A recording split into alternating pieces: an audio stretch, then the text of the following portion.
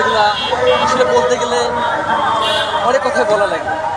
সমস্ত অবহেলিত একটা দপ্তর, শিক্ষা দপ্তর, শিক্ষক, সারা বাংলাদেশের দেশের প্রায় 6 লাখ শিক্ষক কর্মচারী আছে। সারা দেশের সবগুলো দপ্তর দেখি আমরা খাতা উৎসব খাতাগুলা 100%, এখানে 25% হবে। এটা বলতে লজ্জার বিষয়। যে শিক্ষক সমতার কথা বলে, যে শিক্ষক ন্যায়ের কথা বলে, যে শিক্ষক অধিকার আদায়ের কথা বলে, আজ সেই শিক্ষক কেন রাস্তায়?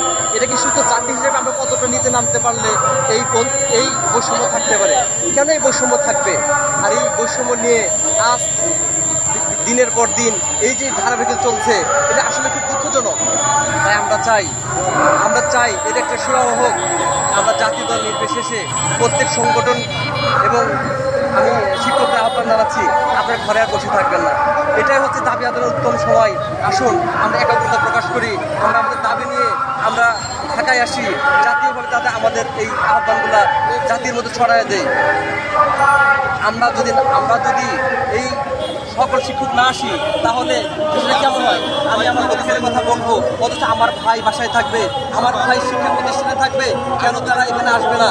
তাদেরকে উচিত নয় এখানে একাগ্রতা জানানো, তাদেরকে দাবি দেওয়া শুধু আমাদের একার পক্ষেই, এই দাবি দেওয়াকে সারা মানুষের মনের কথা না, কেন তারা আসবে না?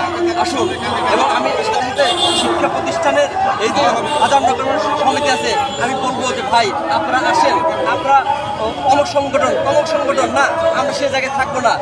আমরা যে ভাই ডাকুন না কেন, আমাদের দাবি দেওয়ার কথাই তারা বলছে।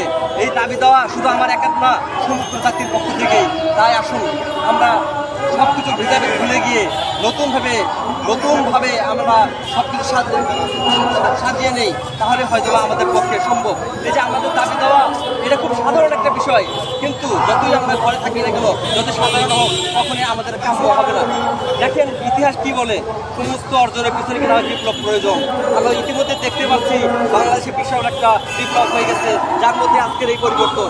কিন্তু এই পরিবর্তনটা শুধু এখানে থেমে থাকবে, এই পরিবর্তনটা আমাদের প্রত্যেক ঘরে ঘরে এর ফল পৌঁছে দিতে হবে।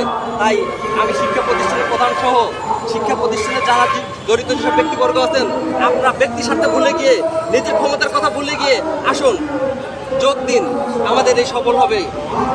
আমাদের 12 দিন ব্যাপী এই সম্মেলন চলছে এবং এখন আমাদের প্রতীক অন্বেষণ চলতেছে।